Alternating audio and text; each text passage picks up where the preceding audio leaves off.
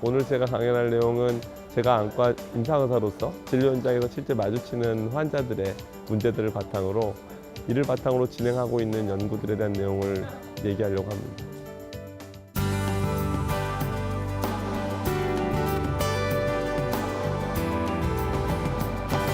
두 눈으로 보는 기능이 우리가 말하는 본다는 기능인데, 이 두 눈으로 보는 기능은 결국 뭐를 의미하냐? 입체적으로 본다를 뜻합니다. 결국 그래서 우리가 말하는 사람이 가지고 있는 눈의 가장 중요한 기능은 물체를 보는 기능이고, 우리가 무의식적으로 알고 있는 사실은 물체를 두 눈으로 본다고 알고 있고, 두 눈으로 보면 입체적으로 봅니다. 그죠? 여러분이 알고 있는 3D 영화를 보려면 입체적으로 보죠. 여러분이 3D 영화를 보러 갔는데 한눈 가리고 보면 3D 영화가 보이지 않겠죠. 두 눈으로 보기 때문에 그런 거죠. 그렇죠? 그래서 결국 우리가 말하는 본다는 기능의 가장 최종적인 거는 물체를 입체적으로 느낀다는 겁니다. 자, 입체적으로 본다는 건 되게 중요합니다. 왜 중요하냐? 저는 개인적으로 제가 좋아하는 작가는 빈센트 반 고흐인데요. 렘브란트 그림도 물론 좋아합니다. 여러분 이 그림 보신 적 있나요? 이 렘브란트라는 아주 유명한 이 화가가 갈릴레아 호수의 폭풍이라고 하는 어떤 그런 종교적으로 의미 있는 어떤 사건을 굉장히 입체적으로 잘 그렸어요. 그죠? 보시면 막 파도가 넘실대서 막 당장에도 물이 넘쳐 나올 것 같은 느낌도 들고 구름도 이렇게 막 보이고, 어찌 보면 이런 멋있는 그림이 그려질 수 있는 거는 우리가 두 눈을 써서 입체적으로 볼 수 있는 기능이기 때문일 거예요. 그렇죠? 입체적으로 본다는 기능은 굉장히 중요합니다. 자, 그러면 눈의 기능은 물체를 본다는 기능을 한다고 그랬는데, 그러면 이 우리가 물체를 보는 기능은 어떻게 발달하느냐? 사람이 태어나면 아이가 물체를 볼 거라고 생각하세요? 저는 사실 진료실에 진료를 보면 제가 진료하는 많은 아이들이 미숙아로 태어난 아이들이 꽤 많습니다. 미숙아로 태어났다는 얘기는 원래 사람은 40주를 다 채워서 태어난다고 보통 생각하는데 뭐 25주, 26주, 27주 이렇게 태어나게 되죠. 그럼 결국 실제로 제가 보는 그 아이들은 실제 주수로 생각해보면 아직 엄마 뱃속에 있어야 될 주수인데, 엄마들이 맨날 물어보세요. 우리 애가 나를 보는 건지 안 보는 건지 모르겠다고 물어보세요. 그러면 아이가 태어난 아이는 시력이 없을까요? 아닙니다. 태어난 아이도 시력이 있습니다. 이렇게. 그럼 이걸 어떻게 쟀을까요? 태어난 아이가 시력표를 읽고 막 이렇게 4, 2, 3, 5 이렇게 읽어서 시력표를 잰 게 아니고요. 저희가 시력을 유추하는 방법 중에 한 가지가 전기생리학적으로 이 정도의 시력이 될 것이다 유추하는 방법이 있는데, 그러한 방법으로 유추해 봤을 때 막 태어난 아이도 이 정도의 시력은 있을 수 있다는 거죠. 그러니까 아이는 태어났을 때 아무것도 못 보는 게 아니라 물체를 볼 수는 있는데, 잘 보시면 개월수가 증가하면서 나이가 들면서 점점 더 많이, 점점 더 잘 보게 되는 거죠. 그거를 조금 더 자세히 보시면 엄마랑 눈 맞춤을 하는 게 한 3개월 무렵입니다. 그러니까 3개월이라는 게 우리나라 나이, 우리식으로 하면 거의 100일 무렵이 되는 거죠. 100일 무렵이 굉장히 중요한데 왜 중요하냐? 눈 맞춤도 그때 하고요. 물체를 제대로 따라보는 것도 그때 무렵이고요. 가까이 있는 물체를 잘 보는 것도 그때 무렵이고, 저희가 주교시력에는 입체시라는 것도 그 무렵에 생깁니다. 다시 말해서 100일 무렵이 돼야 제대로 된 기능을 좀 하기 시작해요. 사람은 거의 100일 무렵에 주요한 기능들을 발달합니다. 그리고 잘 보면 이러한 기능들이 거의 비슷한 시기에 만들어지고 거의 한 가지의 원인으로 생기는데, 두 눈을 사용하는 것 때문에 생기는 겁니다. 자, 그러면 이런 기능들이 발달하지 않으면 무슨 일이 생길 거냐? 자, 시기능이 제대로 발달하지 않으면 생길 수 있는 소견들이에요. 여기 보면 이게 뭐가 이게 다양하게 적혀 있으니까 그냥 뭐 아무것도 아닌 것처럼 느끼실지 모르겠지만, 실제로 아이의 발달을 진료하는 저 같은 의사 입장에서는 이러한 증상 하나하나가 굉장히 중요합니다. 왜냐? 실제로 진료 현장에서 제가 만나는 아이들, 정말 시력에 문제가 있다고 생각되는 아이들이 처음에 어떻게 발견될 것 같아요? 처음부터 나는 진단명이 뭐예요? 이렇게 진단명을 써가지고 오는 게 아니거든요. 아이가 처음에는 이러한 증상들을 가지고 저희들의 진료실에 찾아오면 이 아이는 뭔가 좀 문제가 있구나 라고 생각이 돼서 검사를 하다가 우리가 알고 있는 다양한 진단명이 붙게 되는 거거든요. 조금 말씀드리면 그쵸? 사람한테 가장 강한 자극이 뭔지 아세요? 여러분 빛일 것 같죠, 그죠? 맞습니다. 빛은 엄청난 자극이라보다는 엄청난 어떤 강한 스트레스 같은 겁니다. 그래서 빛 자체에도 아예 반응하지 않는다는 건 굉장히 심각한데 사실 빛 이외에 사람한테 가장 강한 자극은 사람의 얼굴입니다. 그래서 요즘 엄마들이 이렇게 아이들 기르시면서 이렇게 뭐 물어보냐면 우리 아이가 모비를 보면 흑백 모비를 보면 좋을까요? 칼라 모비를 보면 좋을까요? 흑백 모비를 언제까지 보여주고 칼라 모비를 언제부터 보여주면 좋을까? 이런 거 되게 많이 물어보시는데 제가 항상 어머니들한테 설명하는 게 뭐냐면 모빌보다 더 좋은 게 사람의 얼굴이고 엄마의 얼굴입니다 라고 해요. 왜냐하면 사람의 얼굴처럼 그렇게 다양한 변화를 나타낼 수 있는 건 없습니다. 그래서 실제로 시력 발달이 굉장히 떨어져 있는 아이도 사람의 얼굴에는 반응합니다. 그래서 저도 실제로 진료실에서 아이한테 불을 깜빡깜빡 하는 거 하기 전에 제가 잘생기진 않았지만 제 얼굴 보여줍니다. 실제 아이들이 얼굴에 반응하거든요. 그래서 얼굴을 표정 보는 것만큼 강한 자극은 사실 없습니다. 여러분도 그래서 주변에 조카나 아니면 뭐 사촌 동생이나 아이들이 있으면 얼굴 자꾸 보여주는 게 아이한테도 좋은 일입니다. 굉장히 많은 자극도 되고 식이능 발달에 도움이 됩니다. 자, 여기에 보면 방황주시라고 돼 있는데 방황주시라는 게 뭐냐면 여러분이 무슨 눈치 보듯이 옆에 오른쪽 왼쪽 이렇게 보는 게 방황주시가 아니고요. 아이가 실제로 식이능 발달을 못해서 물체를 보지 못하면 정말 눈이 이렇게 돌아다닙니다. 어디에도 보지 못하기 때문에. 여러분이 혹시 그런 눈 맞춤을 하고 있는 사람을 본지 모르겠지만 그러니까 저희가 말하는 방황주시는 그런 거고 아주 어린 나이에 굉장히 큰 눈 어긋남이 있을 때도 한 번 정도는 아이가 시력이 나쁠 수 있겠다 생각하는 게 맞고요. 눈떨림이 있을 수 있습니다. 근데 여기서 이제 중요한 거는 사실 여러분 주변에 눈떨림 있는 사람이 굉장히 많아요. 눈떨림은 아주 심각한 질환이 아니더라도 눈떨림은 있을 수 있습니다. 그래서 눈떨림이 있다고 다 심각한 질환이라고 오해하고 시력이 나쁘다고 생각할 필요는 없어요. 대부분의 경우 많은 눈떨림은 그냥 태어날 때부터 가지고 있는 단순한 눈떨림이지 그것 자체가 정말로 굉장한 심각한 시력 저하를 의미하는 건 아니고 몇 가지 의미 있는 눈떨림들이 있습니다. 그거는. 자, 한 가지 중요한 건 뭐냐면 안구가 아래로 편이되는 것. 두 눈 모두가 아래로 내려가 있는 거는 굉장히 그러니까 중요한 소견입니다. 아주 어린 깐난 아이들은 태어나고 얼마 안 됐을 때 아주 어릴 때에는 100일 전에는 눈이 자꾸 위로 이렇게 뒤집어지는 애들이 되게 많아요. 그럼 엄마들이 되게 놀래요. 우리 애가 무슨 사시가 있나? 왜 눈이 위로 올라갈까? 사람은 정상적으로 눈이 위로 올라가는 기능을 가지고 있습니다. 왜 눈이 위로 올라가냐면 본능적으로 내 눈을 보호하려면 아까 제가 앞서 보여드린 그림 중에 보면 눈의 빛이 각막, 수정체, 유리체를 통과해서 망막까지 닿는다 그랬잖아요. 그죠? 그게 굉장히 중요한 경로예요. 옆에 있는 친구가 내 눈을 찌르려고 그러면 내 눈을 보호할 수 있는 가장 확실한 방법은 뭐냐면 빛이 들어가는 주요한 경로를 피해서 내 눈을 보호해야 되는 거죠. 그래서 여러분이 확인할 수 있습니다. 여러분 가족들이 잠자고 있을 때 눈꺼풀을 확 들어보면 지금 눈이 이렇게 돼 있을 거예요.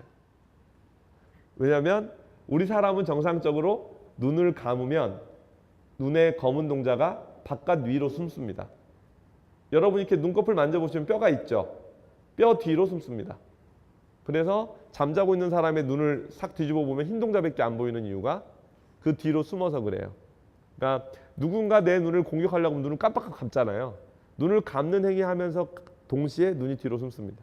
그러니까 어찌 보면 눈이 이렇게 위로 올라가는 거는 정상적으로 나를 보호하기 위한 일종의 우리가 보통 말하는 리플렉스라고 하는 리플렉스이기 때문에 사실은 그건 정상적인 반응인데 위로 올라가는 정상적인 건데 눈이 아래로 내려가는 건 정상적이지 않습니다.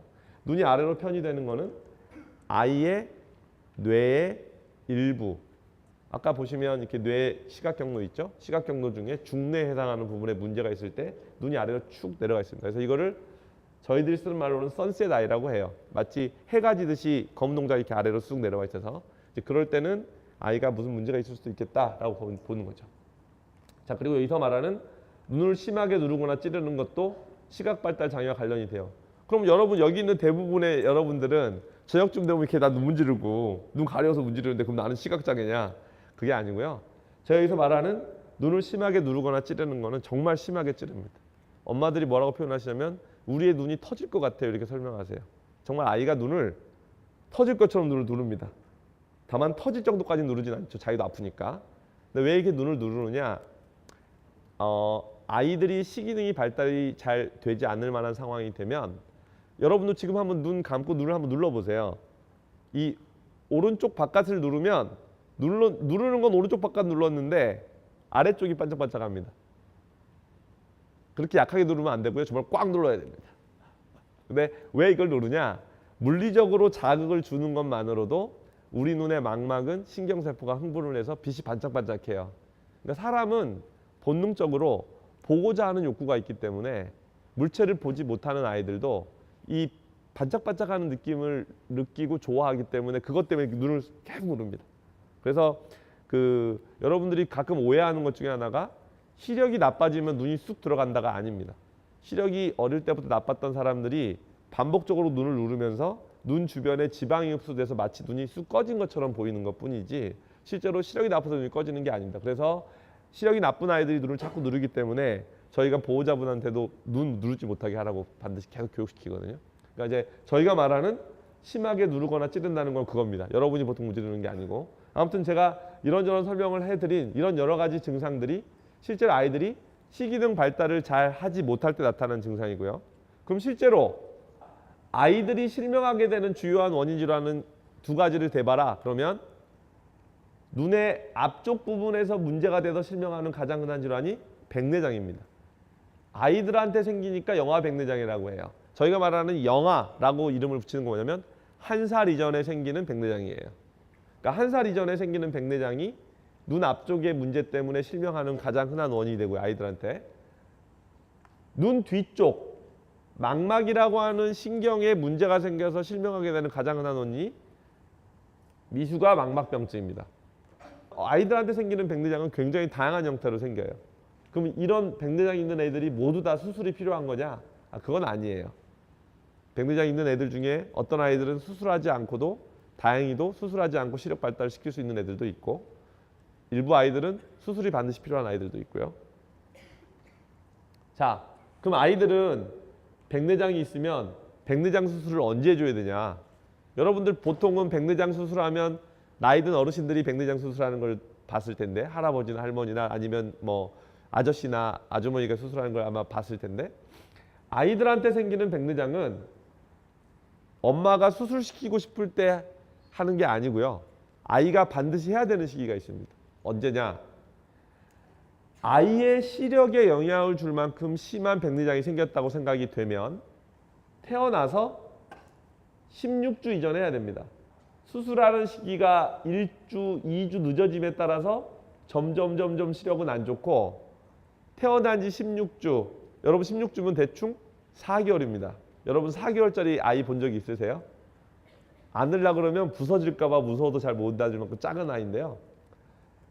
4개월이 되고 난 이후에 백내장 수술을 하면 아무리 수술을 잘해줘도 시력이 나쁜 상태로 계속 남아 있습니다. 그래서 아이한테 문제가 되는 백내장이 있다고 생각되면 생후 4개월 이내에는 수술을 해야 되고 그 훨씬 전 적어도 3개월 이내는 해야 그래도 아이가 어느 정도 유효한 시력을 갖습니다. 실제로 그럼 아이들한테 백내장 수술을 하면 어떻게 수술하느냐? 예, 백내장이 있죠. 백내장 수술을 합니다. 이렇게 기구를 집어넣어서 백내장을 제거하고 수정체를 다 제거하고 난 다음에 인공수정체를 집어넣었습니다.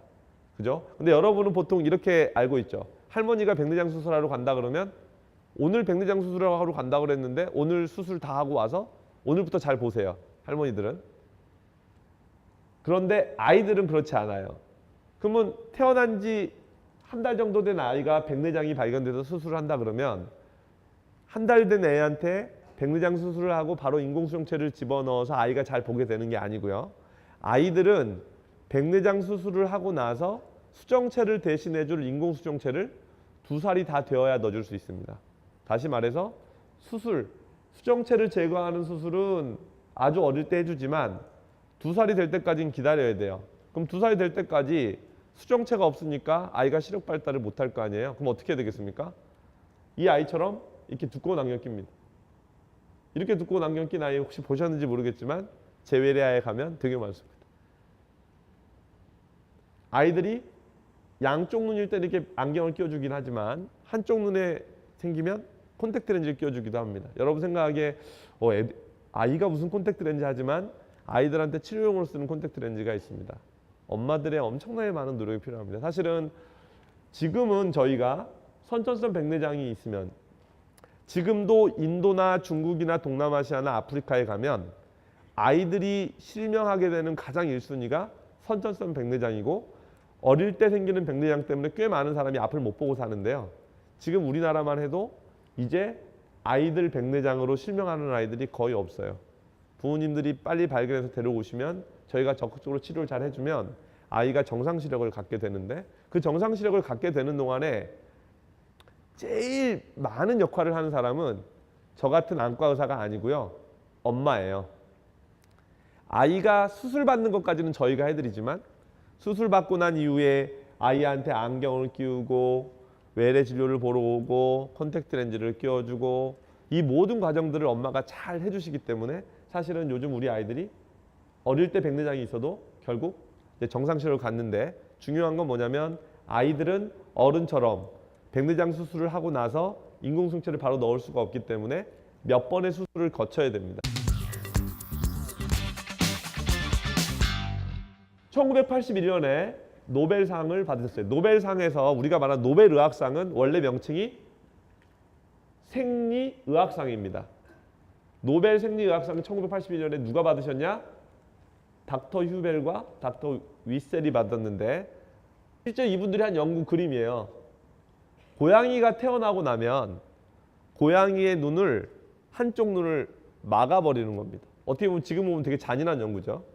마치 선천성 백내장이 생긴 것처럼 한쪽 눈을 막아버리면 한쪽 눈이 보이지 않게 되잖아요. 이렇게 보이지 않게 했을 때 뇌에 있는 CP질, 그 뇌의 CP질이 어떻게 변하는지를 보는 연구를 했어요. 이분들이 하신 굉장히 중요한 업적은 처음에 고양이, 그 다음에 원숭이 실험을 통해서 외부에 들어오는 빛자극에 의해서 뇌의 기능이 발달할 수 있다는 굉장히 중요한 발달했죠. 그러면 이게 무슨 아까 제가 말씀드린 뭐 애들이 3개월 이내에 수술하는 거랑 무슨 관련이 있느냐?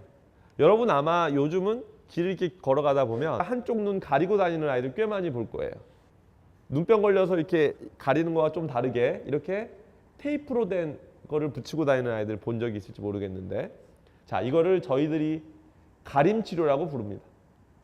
패칭이라고 하는데 가림 치료라고 하는데 이게 사실은 지금 안과에서 굉장히 중요한 치료 방법 중에 하나예요. 아이들이 시력 발달을 못할 때 치료를 시키는 굉장히 중요한 방법인데 자, 노벨상을 받으신 두 분께서는 일부러 시기능 발달을 시키지 않으려고 한쪽 눈을 가렸잖아요. 이쪽 눈을 가려서 빛자극이 들어가지 않으면 시기능이 발달을 못하는 건데 거꾸로 생각해 보면 잘 쓰지 않는 쪽, 잘 쓰는 눈과 잘 쓰지 않는 쪽이 있다고 치면 잘 쓰는 쪽 눈을 가려주면 잘 쓰지 않는 쪽이 더 많은 자극을 받아서 시력 발달을 할 수도 있는 거예요. 그죠? 그래서 이 아이는 이쪽 눈의 시력이 좋지 않고 이쪽 눈의 시력이 좋으니까 좋지 않은 쪽의 시력을 발달시키려고 좋은 쪽 눈을 적절히 가려주는 겁니다. 다만 고양이 실험처럼 완전히 눈을 못 뜨게 하는 게 아니라 하루에 뭐 2.5시간, 4시간 이렇게 짧은 시간을 적절히 가려주면 이 반대쪽의 시기능이 활성화되죠. 왜? 플라스틱 서티가 있으니까. 가소성을 가지고 있기 때문에 발달을 못했던 이 부분이 자극을 받게 돼서 시력 발달을 하게 됩니다. 사실은 이 두 분은 이런 치료가 될 거라고 생각을 안 하고 그냥 고양이 눈을 꼬매버린 거죠. 꼬맸는데 그 기술, 그거를 통해서 이분들은 시기능 발달에 굉장히 중요한 기전을 발견했고 그 덕택에 노벨상도 받으셨고 유명해졌는데 이분들의 연구를 바탕으로 우리는 뭐를 알게 됐냐? 패칭이라는 걸 통해서 적절한 자극을 주면 시력 발달을 시킬 수 있다는 것도 알게 됐고요. 또 하나 이분들이 발견하게 된 굉장히 중요한 거는 눈을 가리기 한 상태에서 동물을 시기적으로 발달하면서 봤더니 우리가 지금 알고 있는 3개월 정도 무렵이 지나면 더 이상 신경세포가 아무리 어떤 식으로 해도 회복되지 않는다는 걸 알게 돼서 이분들의 연구 결과를 바탕으로 저희들이 아이들의 수술 시기는 어느 일정 이상 전에는 해줘야 된다는 걸 알게 됐어요. 백내장 말고 두 번째로 실명의 원인이 되는 질환 한 가지가 미수가망합병증입니다. 미수가망합병증은 미수가에서 생기는 망막의 병이고 나쁜 혈관이 생겨서 생기는 병이에요. 자, 어떤 병이냐? 미수가로 태어난 아이들이 교정 주스로 보통은 20주, 25주, 요즘 이게 25주 정도 전후에 태어난 애들이 요즘 많은데 이렇게 검사합니다. 중환자실에서 숨을 잘 못 쉬어서 호흡기를 달고 있는 아이의 눈을 강제로 벌려서 이렇게 검사해야 됩니다. 사실은 이런 아이들한테 검사하는 것도 힘들고 수술하는 것도 힘들겠죠. 실제로 이렇게 나쁜 상황이 치료를 하고 나면 좋아지기는 하는데 이거는 좋아진 경우니까 저희가 보여드리는 거고 모든 아이들이 이렇게 좋아지진 않아요. 치료했음에도 불구하고 나빠지기도 하고 실제로 실명하기도 하고요. 그럼 이런 아이들한테 무엇을 해줘야 될 것이냐? 아직은 없습니다. 선천성 백내장처럼 노벨상을 받은 훌륭한 연구자가 또 나오고 이런 사람들이 나오면 더 발달을 할 텐데 아직 미수가망합병증은 이 주제와 관련돼서 노벨상이 안 나와서 그런지 몰라도 아주 좋은 치료 방법은 없습니다. 제 생각은 저도 이렇게 열심히 해서 저도 나중에 한 20년 후에 노벨상을 받으면 좋겠는데 그래서 제가 실제 하고 있는 연구도 이런 연구들을 하고 있어요. 아주 대표적인 예로 하나 설명드리면 아이들이 태어나면 B형 간염 백신 맞잖아요. 그죠? 여러분 예방접종 맞잖아요. 우리가 만약에 미수가망합병증을 예방접종하듯이 예방하면 안 될까? 여러분 생각에 꿈 같은 얘기지만 일부 그런 기술들이 가능할 것 같아서 일을 하고 있어요. 기존의 치료제, 세포치료제, 유전자 가위 다양한 방법으로 미수가망합병증 연구를 하고 있습니다. 그래서 제 생각은 제가 열심히 해서 나중에 20년 후에 노벨상을 받으면 좋겠지만 제가 받지 않더라도 이 중에 누군가는 아까 앞에 보여드린 이 두 분의 이 노벨상 수상자처럼 이런 분야를 연구해서 노벨상을 받았으면 좋겠습니다. 저 같은 임상의사가 연구를 하는 가장 큰 이유는 똑같은 상태인 아이가 저희가 어떤 선택을 하냐에 따라서 정상 시력을 갖게 되기도 하고 아예 시력을 잃게 되기도 해요. 만약에 이런 상황 자체가 저의 노력의 부족으로 수술을 잘 못해서 생기는 거라면 그건 제가 열심히 노력해서 해결할 수 있는 문제인데 지금 현재 우리의 문제점은 뭐냐? 제가 아무리 현재까지 알려있는 지식으로 열심히 해도 이렇게 되는 애들을 막을 수 없다라는 거예요. 이렇게 되는 아이들을 막으려면 우리가 좀 더 많은 연구와 노력이 필요하다고 생각하고 또 제가 실제 보면 좀 더 연구하면 분명히 우리가 이렇게 아이들을 만들 수 있는데 우리 연구가 부족해서 이렇게 되고 있는 게 아닌가라는 생각이 들어서 연구를 합니다. 그래서 임상의사로서 제가 연구를 하는 가장 큰 이유는 그런 목적입니다. 제가 노벨상을 받겠다, 네이처를 내겠다 그런 게 사실은 목적이 아니고요. 여러분한테 꿈과 희망을 주려고 노벨상 얘기를 한 것뿐이고 저의 목표는 저는 노벨상 안 받아도 되고 다른 건 다 필요 없습니다. 좋은 논문 안 써도 좋으니 내 아이들이 이렇게 되는 거. 한 명이라도 더 이렇게 좋은 시력을 갖게 되는 게 저의 목표고 그것 때문에 연구하는 게 저의 일이고요. 자, 맨 마지막으로 이 그림 다시 한번 보고 가십시오. 자, 근데 제가 이 사진을 왜 보여주냐? 렘브란트를 잘 모르시는 것 같아서 렘브란트 사진 보여주려고요. 이 사람이 렘브란트입니다. 렘브란트가 자기 자화상을 그렸어요. 근데 잘 보면 좀 이상하지 않습니까? 렘브란트가? 뭔지 아시겠습니까? 그래서 제가 눈 강의했으니까 눈을 잘 보세요. 눈이 좀 이상하죠? 그죠? 렘브란트의 눈이 사시가 있습니다. 다시 말해서 렘브란트는 두 눈을 사용한 게 아니라 한 눈을 사용하고 살았는데 이런 훌륭한 입체적인 그림을 그렸어요. 아까 제가 뭐라고 말씀드렸죠?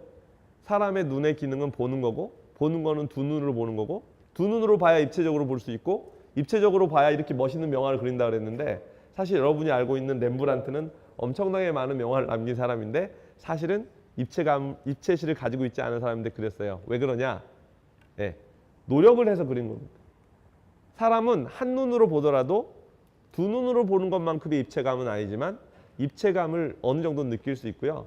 렘브란트라는 이 훌륭한 화가는 비록 본인이 두 눈으로 보지 않았지만 노력을 통해서 여러분이 알고 있는 굉장히 훌륭한 입체감 있는 그림을 그렸으니까 여기 있는 여러분들도 렘브란트처럼 여러분이 가지고 태어난 재능이 뭔지 모르겠지만 가지고 있는 재능이 중요한 게 아니고요. 얼마나 노력하느냐에 대해서 분명히 도움이 되는 일을 할 수 있고, 그리고 이 중에 몇 명이라도 아까 제가 말씀드린 것처럼 이렇게 흔하지 않고 유명하지 않은 질환이지만 연구를 하는 사람이 생기면 좋겠습니다. 이상 마치겠습니다.